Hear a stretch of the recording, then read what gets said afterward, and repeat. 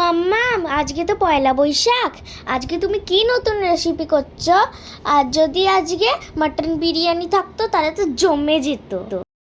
শুভ নববর্ষে তোমাদের সকলকে জানাই অনেক শুভেচ্ছা, অভিনন্দন ও ভালোবাসা। আজ আমি কি রেসিপি করতে চলেছি চলো তোমাদের সাথে শেয়ার করে নিই।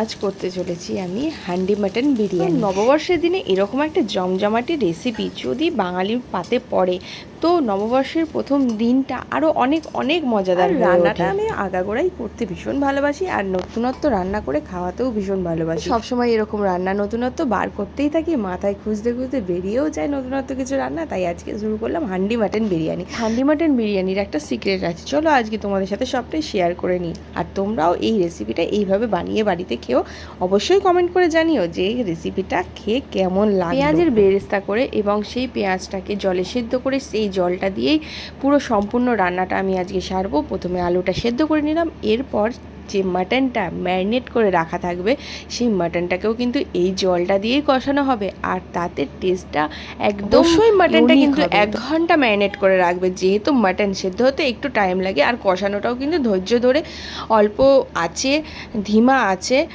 আস্তে আস্তে করতে হবে এবং পরিমাণ মতো জল তাতে দিতে হবে। অবশ্যই সেটা গরম জল, ঠান্ডা জলে কিন্তু টেস্টটা একটু অন্যরকম হয়ে যায়, আর গরম জল পড়লে টেস্ট অসাধারণ। রান্নাটা জানো তো কিছুটা ভালোবাসার মতন। ভালোবাসা যেমন আমরা নিজেদের কাছের মানুষকে যত ভালোবাসা দিই তার কাছ থেকে ততটাই ভালোবাসা আমরা এক্সপেক্ট করতে পারি।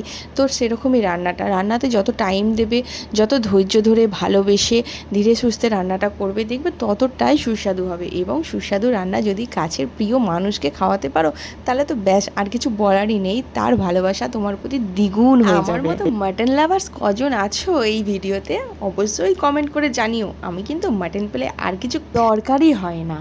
ওরা মাটনটা কিন্তু এমনভাবে ম্যারিনেট করবে যাতে মাটনের ভেতরে জুসটা ঢোকে, সমস্ত মাটনটার মধ্যে ভালো করে মশলাটা লাগানো হয় এবং তেলটা কিন্তু একটু বেশি পরিমাণে দেবে।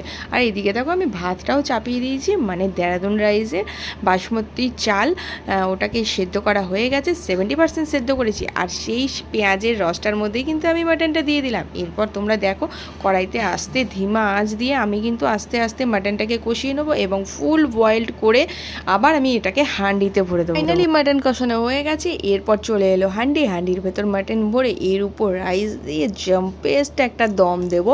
আর সুগন্ধ তো অলরেডি ছড়িয়েই গেছে, তোমরা কি কেউ গন্ধ পাচ্ছ? কমেন্ট করে অবশ্যই জানিও। যত্ন করে আজ আমি মাটন বিরিয়ানিটা বানিয়েছি, তাও আবার হাঁডির একটা পোড়া স্মেল থাকে, আমার সেই স্মেলটা ভীষণই ভালো লাগে। আর একটু ঘি দিয়ে দিলাম, এর উপর রাইস দিয়ে দিচ্ছি, তার উপর একটু সামান্য গরম দুধ দেবো। আর কেশর আমার ঘরে ছিল না তাই আমি ইউজ করতে পারিনি, কেশর দিলে কালারটা একটু অন্যরকম হয়। আর এই দেখো বিরিয়ানির মশলা দিয়ে দিলাম যাতে বিরিয়ানিটা একদম দারুণ দুর্দান্ত টেস্টের হয়, সুগন্ধ যেন একদম ম করে গোটা ঘর সুগন্ধ হয়ে গেল। হাঁড়িটাও দমে বসানো হয়ে গেল। মাম্মাম, এত সুন্দর গন্ধ আসছে, এই বিরিয়ানিটা কি হয়ে গেল? আছে তো, আমাকে কিন্তু লেগ পিস চাই বলে দিচ্ছি। হ্যাঁ রে বাবা, হ্যাঁ মনে আছে, তোকে লেগ পিসই দেবো আর নালের পিসই দেবো। ঠিক আছে চল, তোর খাওয়া দাওয়া কমপ্লিট হয়ে গেলে আমি এবার খেতে বসে গেলাম। এবার আমিও কিন্তু রিভিউটা দিতে ছাড়বো না। দেখ কি সুন্দর হান্ডি বিরিয়ানি বানিয়েছি, আর বিরিয়ানির টেস্টটা জাস্ট ওয়াও হয়েছে। আর দেখেছো তো আলুটা কি সুন্দর সেদ্ধ হয়েছে, পেঁয়াজের রসেই কিন্তু আলুটা সেদ্ধ করা হয়েছে। আর একটু লেবু মাখিয়ে, ওফ দারুণ একটা বাইট। সত্যি বলছি বন্ধুরা, তোমরা বাড়িতে এরকমভাবে রেসিপিটা বানিয়ে বাড়িতে ট্রাই করো, অবশ্যই অবশ্যই অবশ্যই ট্রাই করো। দারুণ হয়েছে। সবাইকার নববর্ষ দারুণ কাটুক, আমার তো প্রথম দিন খুব ভালো কাটলো।